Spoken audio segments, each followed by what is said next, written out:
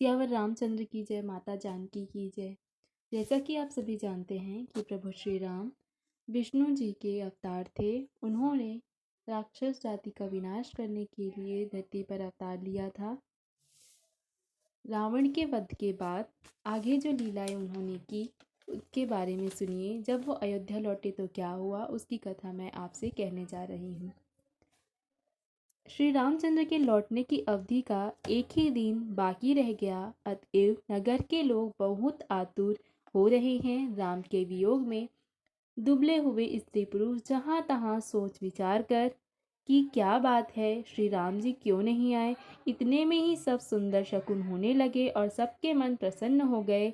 नगर भी चारों ओर से रमणीक हो गया, मानो ये सब के सब चिन्ह प्रभु के शुभ आगमन को जना रहे हैं। कौशल्या आदि सब माताओं के मन में ऐसा आनंद हो रहा है जैसे अभी कोई कहना ही चाहता है कि सीता जी और लक्ष्मण जी सहित प्रभु श्री रामचंद्र जी आ गए हैं।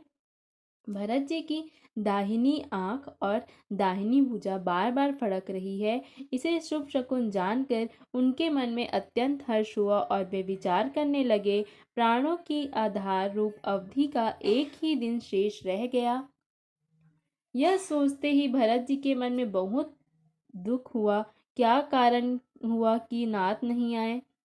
प्रभु ने कुटिल जानकर मुझे कहीं भुला तो नहीं दिया? आहा, हाँ, लक्ष्मण बड़े धन्य एवं बड़भागी है जो श्री रामचंद्र जी के वर्णाविंद के प्रेमी हैं, अर्थात उनसे अलग नहीं हुए। मुझे तो प्रभु ने कपटी और कुटिल पहचान लिया है, इसी से नाथ ने मुझे साथ नहीं लिया। बात भी ठीक ही है, क्योंकि यदि प्रभु मेरी करनी पर ध्यान दे तो 100 करोड़ कल्पों तक भी मेरा निस्तार छुटकारा नहीं हो सकता। प्रभु सेवक का अवगुण कभी नहीं मानते। वे दीनबंधु और अत्यंत ही कोमल स्वभाव के हैं, अतएव मेरे हृदय में ऐसा पक्का भरोसा है कि श्री राम जी अवश्य मिलेंगे। मुझे शकुन बड़े शुभ हो रहे हैं, किंतु अवधि बीत जाने पर यदि मेरे प्राण रह गए तो जगत में मेरे समान नीच कौन होगा। श्री राम जी के विरह समुद्र में भरत जी का मन डूब रहा था। उसी समय पवन पुत्र हनुमान जी ब्राह्मण का रूप धरकर इस प्रकार आ गए जैसे उन्हें डूबने से बचाने के लिए नाव आ गई हो। हनुमान जी ने दुर्बल शरीर भरत जी को जटाओं का मुकुट बनाए राम राम रघुपति जपते और कोमल के समान आँखों में जल बहाते कुश के आसन पर बैठे देखा। उन्हें देखते ही हनुमान जी अत्यंत हर्षित हुए। उनका शरीर पुलकित हो गया, नेत्रों से प्रेमाश्रुओं का जल बरसने लगा। मन ने बहुत प्रकार से सुख मानकर वे कानों के लिए अमृत के समान वाणी बोले, जिनके विरह में आप दिन रात सोचते घुलते रहते हैं और जिनके गुण समूह की पंक्तियां को आप निरंतर रटते रहते हैं, वे ही रघुकुल के तिलक, सज्जनों को सुख देने वाले और देवताओं तथा मुनियों के रक्षक श्री रामचंद्र जी सकुशल आ गए हैं। शत्रु को रण में जीतकर सीता जी और लक्ष्मण जी सहित प्रभु आ रहे हैं और देवता उनका सुंदर यश गा रहे हैं। ये वचन सुनते ही भरत जी को सारे दुख भूल गए, जैसे प्यासा आदमी अमृत पाकर प्यास के दुख को भूल जाए। भरत ने पूछा, हे तात, तुम कौन हो और कहाँ से आए हो? तुमने मुझको परम प्रिय अत्यंत आनंद देने वाले वचन सुनाए। हनुमान जी ने कहा, हे कृपा निधान, सुनिए। मैं पवन का पुत्र और जाति का वानर हूँ। मेरा नाम हनुमान है। मैं दिनों के बंधु श्री रामचंद्र जी का दास हूँ। यह सुनते ही भरत उठकर आदर पूर्वक हनुमान जी को गले लगाकर मिले। मिलते समय प्रेम हृदय में समाता नहीं था। आंखों से आनंद और प्रेम के आंसुओं का जल बहने लगा और शरीर पुलकित हो गया। भरत जी ने कहा, हे हनुमान, तुम्हारे दर्शन से मेरे समस्त दुख समाप्त हो गए, दुखों का अंत हो गया। तुम्हारे रूप में आज मुझे मेरे प्यारे राम जी मिल ही गए। भरत जी ने बार बार कुशल पूछी और कहा, हे भाई सुनो, तुम्हें क्या दूं? इस संदेश के समान इसके बदले में देने लायक पदार्थ जगत में कुछ भी नहीं है। मैंने यह विचार कर देख लिया, इसलिए हे तात, मैं तुमसे किसी प्रकार का भी ऋण नहीं हो सकता। अब मुझे प्रभु का चरित्र हाल सुनाओ। तब हनुमान जी ने भरत जी के चरणों में मस्तक झुकाकर श्री रघुनाथ जी की सारी गुणगाथा कही। भरत जी ने पूछा, हे हनुमान, कहो, कृपालु स्वामी श्री रामचंद्र कभी मुझे अपने दास की तरह याद भी करते हैं? रघुवंश के भूषण श्री राम जी क्या कभी अपने दास की भांति मेरा स्मरण करते रहे हैं? भरत जी के अत्यंत नम्र वचन सुनकर हनुमान जी पर पुलकित शरीर होकर उनके चरणों पर गिर पड़े और मन में विचारने लगे कि जो चराचर के स्वामी हैं वे श्री रघुवीर अपने श्रीमुख से जिनके गुण समूहों के वर्णन करते हैं, वे भरत जी ऐसे विनम्र, परम पवित्र और सद्गुण क्यों न हो? हे नाथ, आप श्री राम जी के प्राणों के समान प्रिय हैं। हे तात, मेरा वचन सत्य है। यह सुनकर भरत जी बार बार मिलते हैं, हृदय में हर्ष समाता नहीं है। फिर भरत जी के चरणों में सिर झुकाकर हनुमान जी तुरंत ही श्री राम जी के पास लौट गए और जाकर उन्होंने सब कुशल कही। तब प्रभु हर्षित होकर विमान पर चढ़कर चले। इधर भरत हर्षित होकर अयोध्यापुरी में और आए और उन्होंने गुरु जी को सब समाचार सुनाया। फिर राजमहल में खबर जनाई कि श्री रघुनाथ जी कुशल पूर्वक नगर को आ रहे हैं। खबर सुनते ही सब माताएं उठ दौड़ी। भरत जी ने प्रभु की कुशल कहकर सबको समझाया। नगरवासियों ने यह समाचार पाया तो स्त्री पुरुष सभी हर्षित होकर दौड़े श्री राम जी के स्वागत के लिए। दही, दूध, गोरोचन, फल फूल और मंगल के मूल, नवीन तुलसी दल आदि वस्तुएं सोने के थालों में भर भर कर हाथिनी की सी चाल वाली सौभाग्यवतियां स्त्रियां उन्हें लेकर गाती हुई चली। जो जैसे हैं, जहाँ जिस दिशा में हैं, वे वैसे ही उसी दिशा में उठ दौड़ते हैं। देर हो जाने के भय से बालकों और बूढ़ों को कोई साथ नहीं लाते। एक दूसरे से पूछते हैं, भाई, तुमने दयालु श्री रघुनाथ जी को देखा है? प्रभु को आते जानकर अवधपुरी संपूर्ण शोभाओं की खान हो गया। तीनों प्रकार की सुंदर वायु बहने लगी। सरयू जी अति निर्मल जल वाली हो गई। गुरु वशिष्ठ जी ने कुटुंबी छोटे भाई शत्रुघ्न तथा ब्राह्मणों के समूह के साथ हर्षित होकर भरत जी बड़े प्रेम पूर्ण मन से कृपाधाम श्री राम जी के सामने अर्थात उनकी अगुवाई के लिए चले। आप सभी इस दृश्य को मन की आंखों से देखने की कोशिश जरूर करें।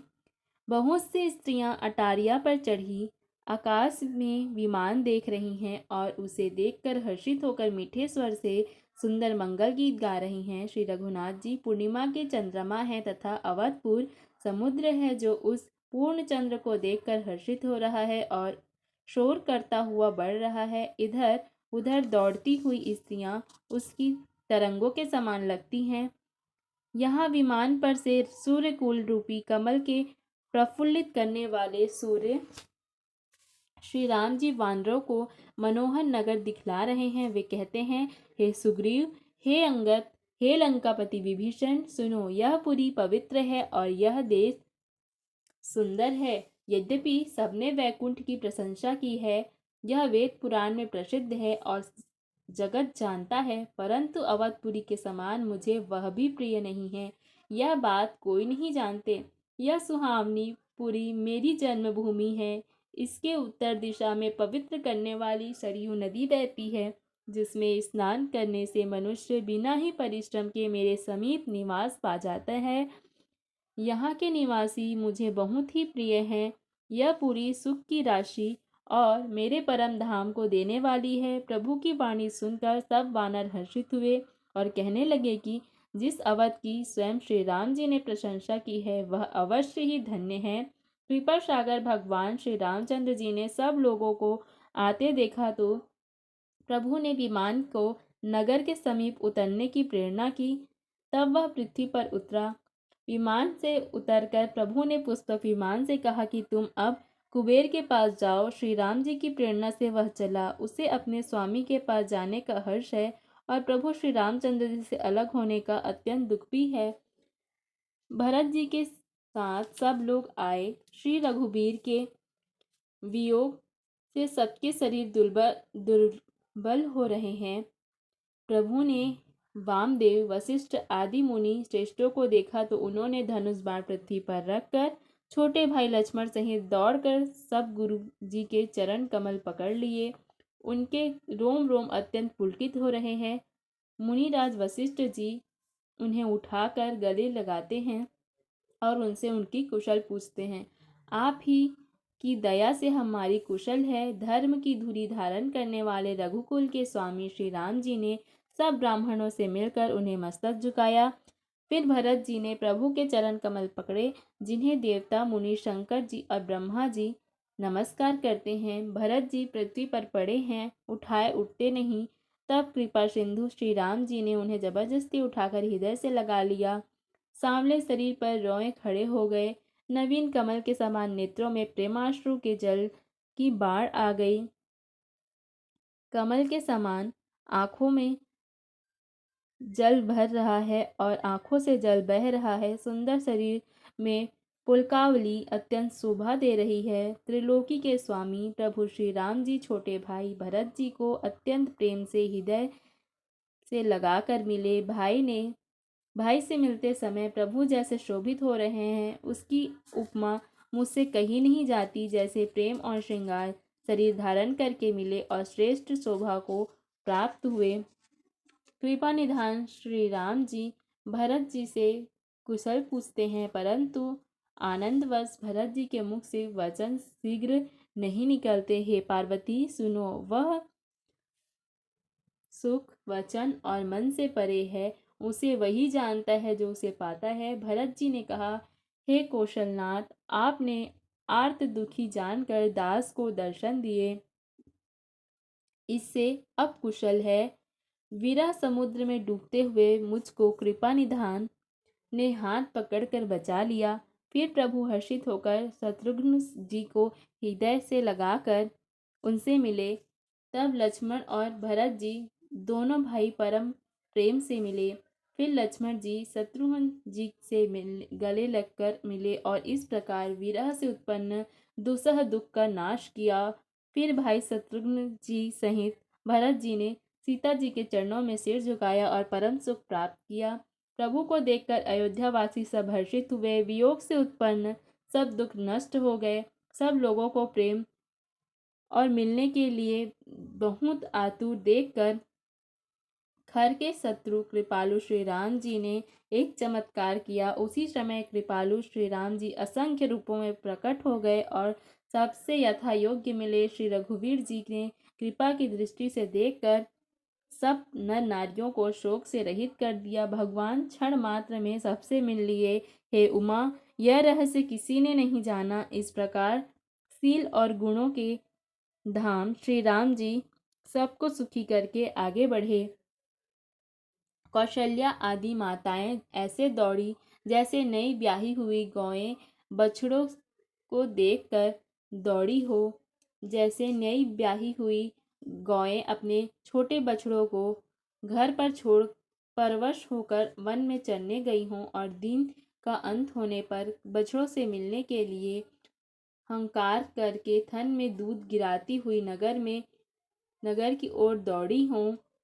प्रभु ने अत्यंत प्रेम से सब माताओं से मिलकर उनसे बहुत प्रकार से कोमल वचन कहे। वियोग से उत्पन्न भयानक विपत्ति दूर हो गई और सब ने अगणित सुख और हर्ष प्राप्त किया। सुमित्रा अपने पुत्र लक्ष्मण जी की श्री राम जी के चरणों में प्रीति जानकर उनसे मिली। श्री राम जी से मिलते हुए कैकेयी जी हृदय में बहुत से सकुचाई।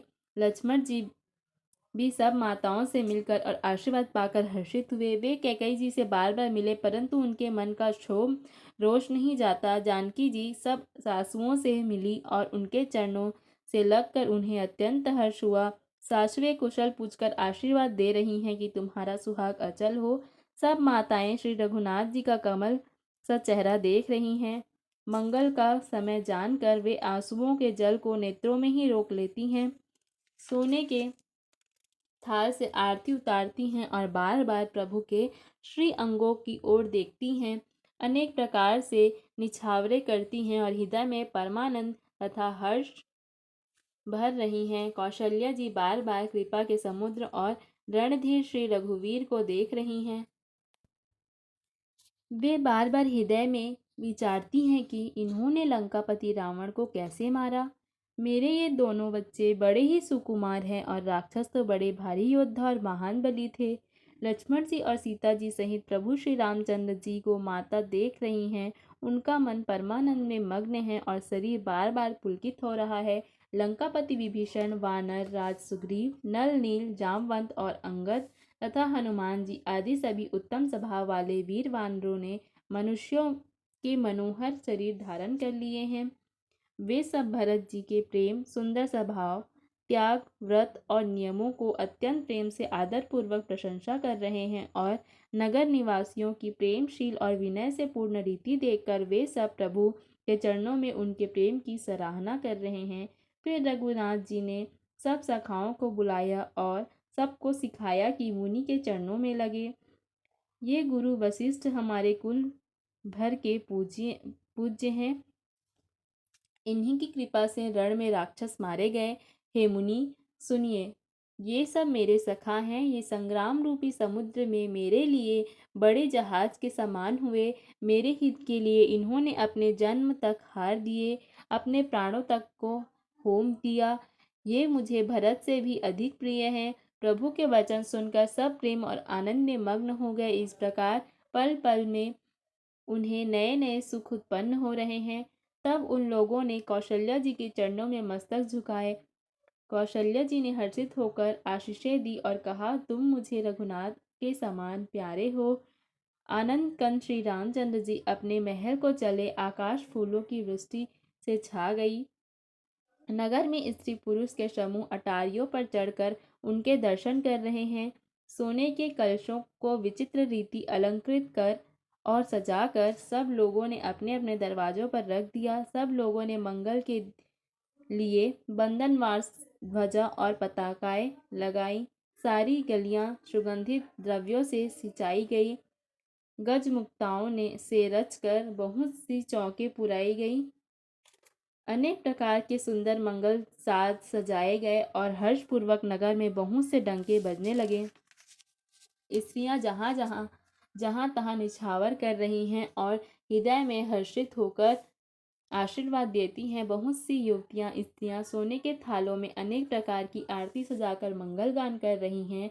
वे आरती हर दुखों को हरने वाले और सूर्यकुल रूपी कमल वन के प्रफुल्लित करने वाले सूर्य श्री राम जी की आरती कर रही हैं। नगर की शोभा, संपत्ति और कल्याण का वेद शेष जी और सरस्वती जी वर्णन करते हैं, परंतु वे भी यह चरित्र देखकर ठगे से रह जाते हैं, स्तंभित हो रहते हैं। शिव जी कहते हैं कि हे उमा, तब भला मनुष्य उनके गुणों को कैसे कह सकते हैं। स्त्रियां कुमुदिनियां और अयोध्या सरोवर है और श्री रघुनाथ जी का विरह सूर्य है। अब उस विरह रूपी सूर्य के अस्त होने पर श्री राम रूपी पूर्ण चंद्र को निरख कर वे खिल उठी। अनेक प्रकार के शुभ शकुन हो रहे हैं। आकाश में नगाड़े बज रहे हैं। नगर में पुरुषों और स्त्रियों को स्नात दर्शन द्वारा कृतार्थ करके भगवान श्री रामचंद्र जी महल को चले।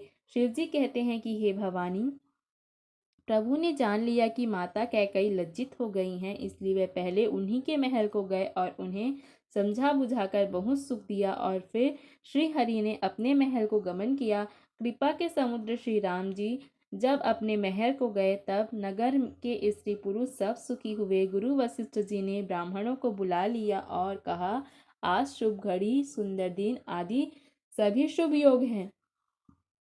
आप सब ब्राह्मण हर्षित होकर आज्ञा दीजिए जिसमें श्री रामचंद्र जी सिंहासन पर विराजमान हो। वशिष्ठ मुनि के सुहावने वचन सुनते ही सब ब्राह्मणों को बहुत ही अच्छे लगे। वे सब अनेकों ब्राह्मण कोमल वचन कहने लगे कि श्री राम जी का राज्याभिषेक संपूर्ण जगत को आनंद देने वाला है। हे मुनि श्रेष्ठ, अब विलंब न कीजिए और महाराज का तिलक शीघ्र कीजिए। तब मुनि ने सुमंत्र जी से कहा। वे सुनते ही हर्षित होकर चले। उन्होंने तुरंत ही जाकर अनेकों रथ घोड़े और हाथी सजाए और जहाँ तहाँ सूचना देने लगे। दूतों को भेजकर मांगलिक वस्तुएं मंगाकर फिर हर्ष के साथ वशिष्ठ जी के चरणों में सिर झुकाया। अवधपुरी बहुत ही सुंदर सजाई गई। देवताओं ने पुष्पों की वर्षा की, झड़ी लगा दी। श्री रामचंद्र जी ने सेवकों को बुलाकर कहा कि तुम लोग जाकर पहले मेरे सखाओं को स्नान कराओ।